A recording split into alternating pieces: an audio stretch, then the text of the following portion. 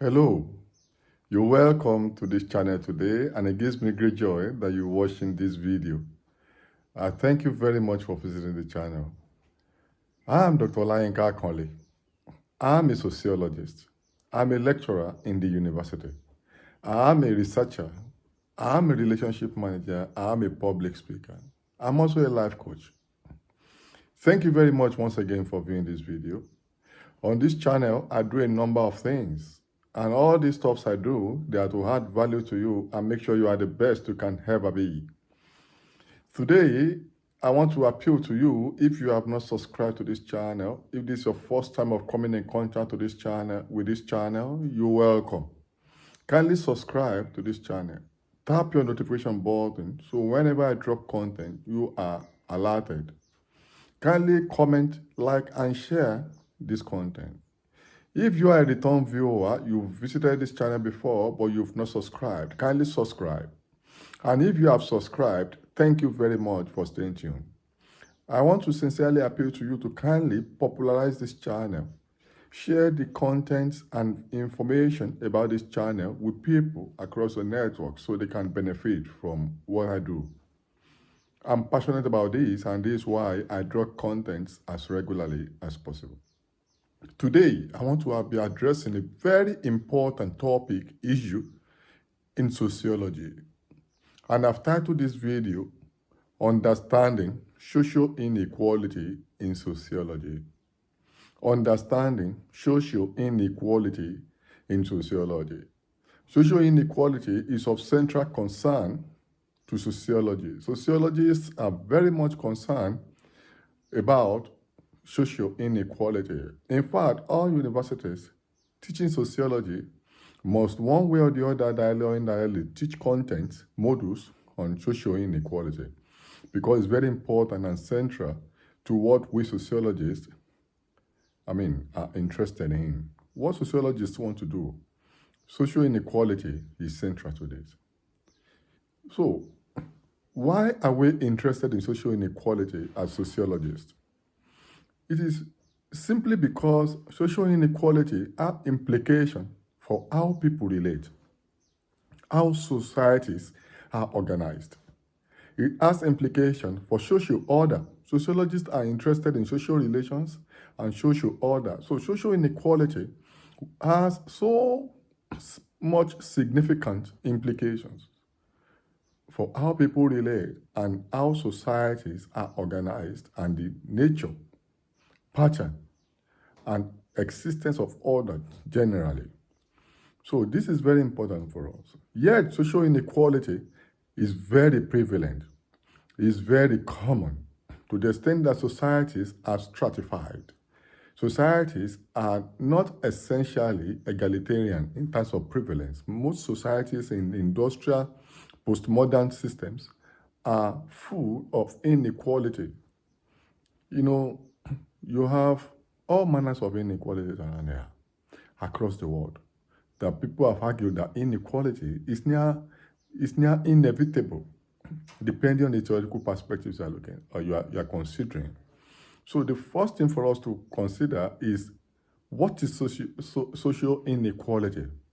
And I've just mentioned why we are interested. And as sociologists, we are interested in terms of nature, in terms of structures, in terms of causes and consequences of social inequality. Don't forget, this point is very important. Sociologists are interested in social inequality to understand the causes, the nature, the structure, the patterns, and consequences of this social inequality. This is what we are very much interested in. We want to understand these elements. So what is social inequality? There are different definitions, different conceptualizations of social inequality. So for you to understand this very important topic or issue, I will simply define social inequality as the presence of differential access to valuable resources, to opportunities, to what is considered very necessary and important in every society as it affects different groups. Differential access to valuable resources, to values, to opportunities, to reward system, to tangible and intangible symbolic opportunities in societies. So we need to understand this. What is the nature of access? What is the structure of society that affects access that people have to reward system, to what is considered very important? What is the nature of access? What is the structure? What nature of differential opportunities exist in that particular society? So when you talk about inequality now, or social inequality, we mean as people relate in society, there are differential accesses, opportunities that people have. Some have more opportunities. Some have less opportunities. Some have access to great reward. Some do not even have access to reward at all. Many have access to valuable resources. Some don't have at all. Why is this? How does this operate? What is the structure that sustains this? So we want to understand all of this because this is very important for us as sociologists. And now I've explained why we are interested as sociologists. I've defined social inequality. I've told you that it's an element of social stratification. What is social stratification? Social stratification is a hierarchical organization of people relative to values or valuable resources in society. People are ranked one on top of the other based on their access or perceived access to what is considered valuable in every society. So stratification is a way we describe the structure of inequality in society. So what is social stratification again? Social stratification is the hierarchical organization of people in a society based on their access to valuable resources, valuable opportunities, and the rest of it. So the opposite of stratification will be egalitarian society. That is where everybody is equal. They have equal access to these resources. But in industrial societies that we are today, in postmodern economy of societies that we run today, societies where people are equal are not very common. So we have societies where there is social inequality.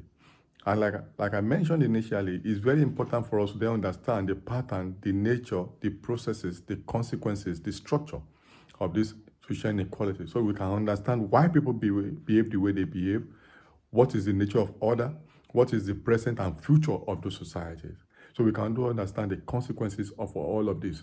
So it's very important. So, but I must also mention that societies are stratified. There's high level of inequality. But depending on societies where you are, you can also have social mobility. That is, people can move from one status, one level to the other. So in social inequality talks about different statuses that people occupy, higher status, lower status, and the rest of it. But they're in open society, industrial society, many postmodern society, social mobility is possible, which is movement from one class or one status or one category to the other, whether upward mobility or downward mobility, maybe intergenerationally or intragenerationally. Once people are able to achieve what is regarded as very important, status can change. Status is the position that people occupy per time. That's what I mean by status. People can change their status. So far, it is based on class society. So that is very important. There are societies where people cannot move their classes, especially if it's based on ascription. That is on the account of ancestry. Especially some societies are like that. But in many modern societies, it's usually based on class, that is based on achievement rather than ascription.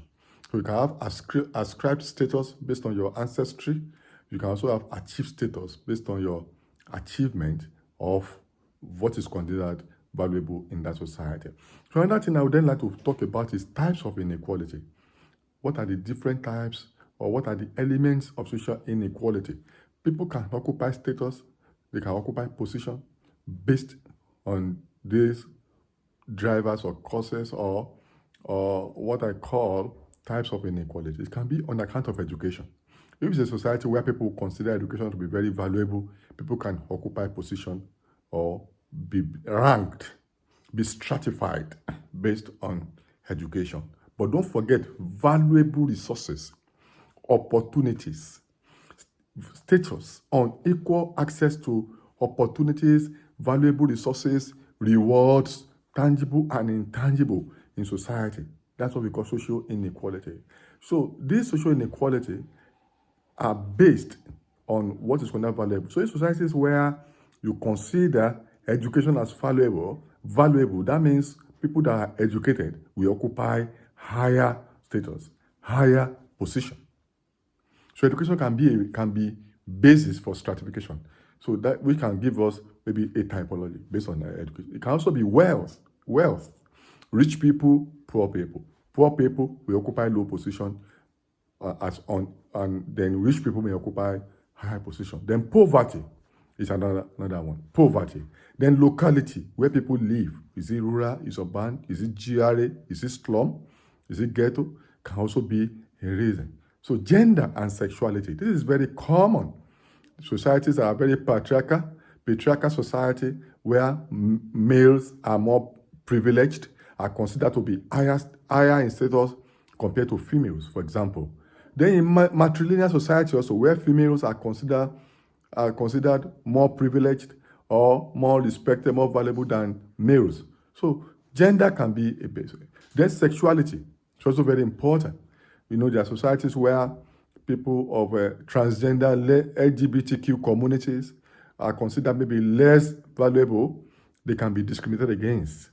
And societies where equal rights are given to different genders, different sexualities, then LGBTQ communities may enjoy appreciable status and equality with others. So gender and state and sexuality is very important. So what's the sexuality of people? Is the LGBTQ community? Is it transgender and the rest of it? Or is it just traditional gender in terms of male and female? So if that society, especially in many countries where you have patriarchy, like I've mentioned, males may be ranked higher than females, or matriarchy, where you have females ranked higher than females, are ranked higher than females, or you have societies where LGBTQ communities are still discriminated against and ranked as low. And there are societies where LGBTQ communities are regarded as very valuable and of equal status. So childhood also is another one. And then you can also have youthhood or gerontology, where people are ranked on the account of age. How old they are, the older, the more wisdom. So people like that are ranked higher. Ethnicity and race. People can be ranked on ethnicity, race. People can be ranked on many things, even professions, even occupation, even religion, even ancestry, like I mentioned, if it's based on ascribed status. So depending, maybe it's a caste system, it's a class system. It depends what you have. So minority groups may be ranked lower, even on the account of religion. Majority groups may be ranked higher, even in terms of power. The powerful people, the aristocrats, health and well-being. Sick people may be ranked lower. Healthy people may be ranked higher. So there are different things. But one thing I want to mention here is that it depends on the society. It's a society that will determine the types of social inequality, the society, the context of that relationship. Two societies usually may have different ranking parameters, different opportunities, different drivers, different causes of social inequality. So it depends on the society in question and what they value as being valuable resources, what they consider opportunities, what they consider reward. Some people, it may be charisma in their own society. It may be a lot of other issues that will determine their equality and social inequality. So contextual analysis is very important. So even some places, nationality, it also depends if you are looking at global inequality, or local inequality. So if you are looking within the society, it may be different from when you're looking at macro sociology. If you're adopting macro sociology, you are looking at a more broader perspective, maybe global inequality. If we take, I'm talking about some country nationals being privileged than others. There are some countries where their international passports can be visa-free to most countries in the world. And there's some countries, because they respect those countries as very highly respected countries occupying higher status. Whereas there are some countries where their passport, international passport, may be like a liability, whereby they have to get visas to everywhere. So those countries are ranked lower. So why do you have a country with so much visa-free to most countries? They can just travel anytime without hindrance. And so that means they are highly respected, higher status countries. And you have some countries where nobody wants them to come into their countries, maybe on the account of underdevelopment, or they think they might want to come and cause a lot of problems for them because they are from underdeveloped countries or countries in crisis, experiencing insurgency, experiencing extensive poverty. So they are ranked lower. So that's at the level of inequality at the global level, if you look at a macro sociology. Or if you look at micro sociology, where you are interested in more interpersonal relationship, so different countries or different societies may have different reasons for ranking people as equal and unequal. So there are many causes, of this inequality, but it depends on the perspective you are looking at. There are some people that believe that, or there are some perspectives that believe that causes of inequalities are based on the exploitation of the privileged people and the society, lopsided structure of society that have put some other people in lower position. And there are perspectives that believe that the unfavorable ranking of some people is actually due to the weakness, irresponsibility, or laziness of those people that are ranked low, that is based on merit. So the society is structured in a way that is fair to everybody, especially in industrial society.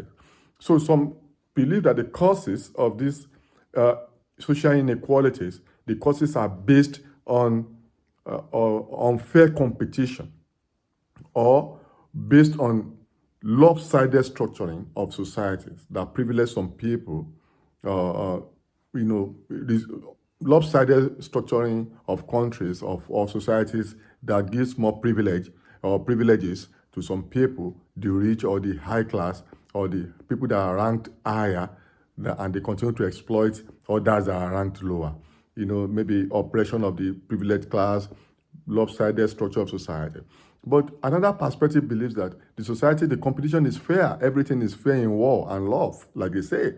So it's now left to people that are those that are ranked lower, or that are unequally yoked, or unequally relating with others from negative perspective or weak perspective, is due to the laziness or lack of competition or lackluster attitude of people that are ranked lower. So it depends on the perspective you are looking at. So that the relationship is just open to people. So if you are looking at a class society that is industrialized or postmodern, can be based on class. So it's an open society. Everybody is free to become the best. So if you are not your best in an open society, that is where your mobility can be possible, social mobility is possible, it's considered that it's left to that individual to take advantage of the system. And those that have taken advantage are ranked higher, and that's why they are faring better. But in a closed society, like a caste system, where there's no mobility, where everything is based on nobility and ancestry, which means it's a closed society, it's not possible for people to be socially mobile. They cannot have downward mobility, they cannot have upward mobility. So it means it's the structure of that society that has put some people at perpetual disadvantage and some people at perpetual advantage. You see the structure we are talking about now. So that closed society is structured against some groups of people and to the advantage of the noble, the high class. But in a class society, it's considered open. That is, people can move upward mobility. People can move downward in terms of down mobility if they don't continue to rejuvenate themselves, to reinvent themselves, because an open industrial. So once we are able to work hard to achieve that, you can move your class. So you can move your status. You can move across the stratification line. So So these are the two causes, these are the two perspectives that people have, that we usually have in knowledge. So there are these perspectives now have theoretical orientation, where in sociology, this is what you have to know when you are explaining issues like social inequality. It also depends on the theoretical propositions you want to put forward or that you are using to explain. Don't forget, I have another video on this channel that was called Best Ways to Understand Theories. Because theories are explanatory frameworks. They guide us, they help us to explain. So when you're explaining causes, for example, or consequences of, or even structures of social inequality, you may have to use theories. Use the theories that will help you. For example, two major perspectives you can have, they are the conflict perspectives and the functionalist perspectives.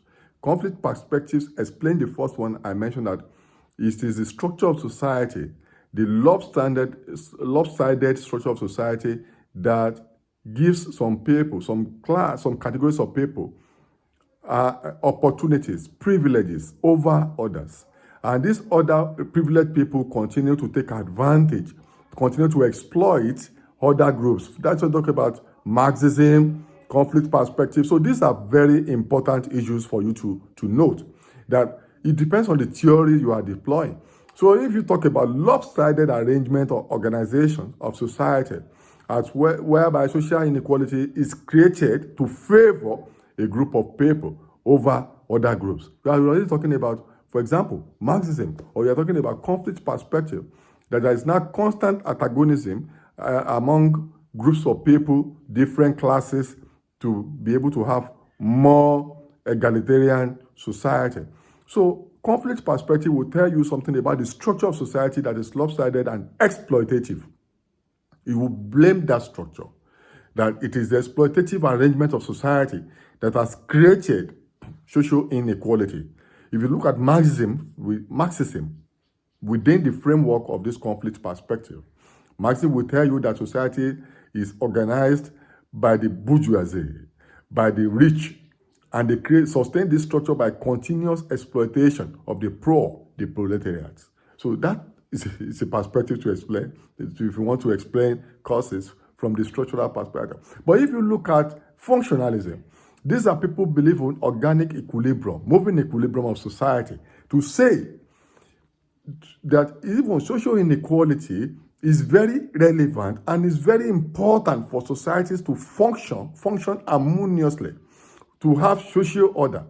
That unlike conflict perspective that believe that societies must change, albeit even if violently, to have more egalitarian society, so the functionalists will say, rather than considering social inequality as antithetical to social order, functionalists will tell you that the social inequality performs relevant strategic functions for society to be able to be orderly.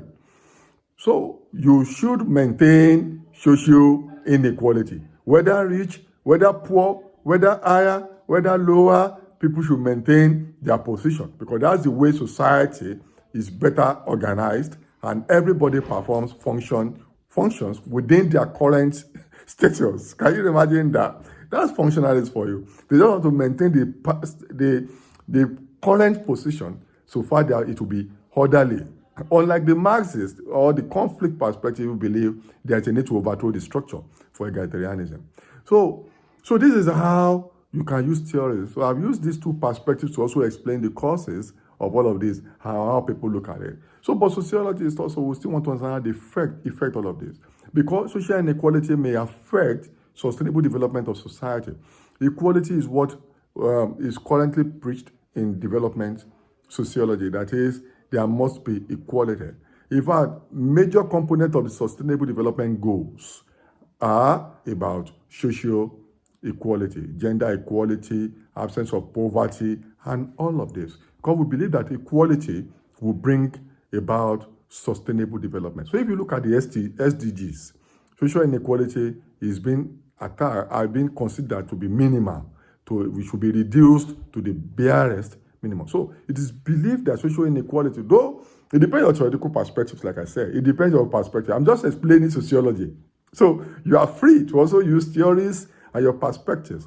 So if you use conflict perspective, you may want to believe that social inequality is exploitative and should be removed and should be minimized or eliminated. But if you use functionalist perspective, you can say that it's good because that's where society is organized and is maintaining social order. So nobody should disrupt social order by removing what is already existing.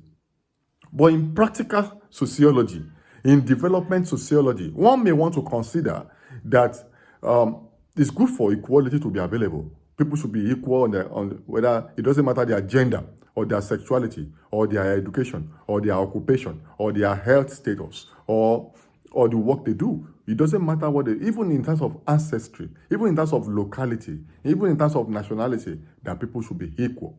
So that is practical development perspective. And it's within that sustainable development goals are initiated and are being driven. So, and if you now look at this within the framework of effects of this inequality, except you are using functionalist perspective that believes that it is good to maintain social order. But in practical perspectives, it can be argued that it is effect of it may be exploitation of one group by the other. It can also reduce the life chances of a group of people because it means we're not giving people equal opportunities to be their best, especially in closed societies where people just are based maybe on their skin color or even their ancestry or occasion of birth. Then you close the social mobility space. That means they are being discriminated again. They can't be their best. And people should have opportunity to be their best. So it may affect negatively the life chances of people, even life expectancy. Because if people are kept perpetually low and some perpetually high, and the society is structured in a way that people cannot easily move classes and are discriminated against, maybe on account of race, on account of nationality, on account of ethnicity.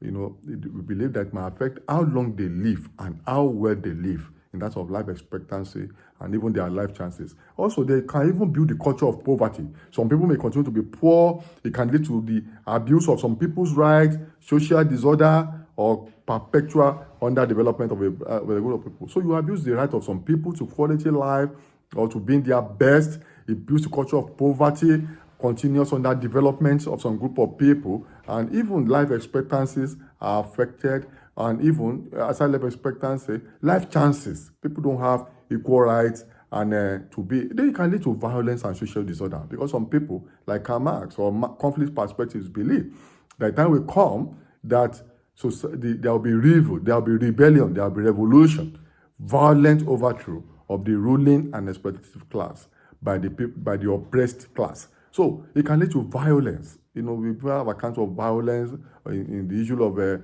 maybe racial profiling, even the issue of the poor resisting or rising against the rich. So it can lead to violence because when people are not able to be their best and able to move their classes, it can lead to frustration. It can lead to violence, social disorder, or repressive tendencies and the rest of it. So that is why sociologists are interested in understanding the structures, the patterns, the consequences, the processes, and the causes of this issue. And I've tried to cover all of this as much as possible in this video. So I do wish you well. Take your time to study inequalities around you. And if you have any question on social inequality, if you are a student, if you can arrange your answers in this way, I've arranged it in this video. And you give significant examples. Meanwhile, in sociology, you can pass very well. But make sure you don't talk so much like an abstraction. You see the way I've presented this topic, social inequality, in these videos, trying to give examples, even international examples, local examples. Try to give as many examples as possible. So if you are a student, make sure you write as elaborately as possible. And organize your thought and your writing the way I've organized it in this video. And give examples. And write. Don't be economic. Don't write so briefly. In sociology, we want you to write as much as possible, explain as much as possible, give examples. If possible, get extra sheets. You can give extra papers in your exam to write as much as possible. Make sure you give sufficient examples. And if you are a development partner, or if you are a professional, or if you work in the area of equality and inequality on the account of race and gender, whatever you do, I'm sure you've benefited one or two things. Kindly share this video and popularize this channel across people. I do wish you well. So kindly subscribe to this channel. Kindly comment, like, and share. Your subscription is very important. And tap notification button. There are more wonderful contents on the way. Thank you very much. Until I see you in the next video, be your best.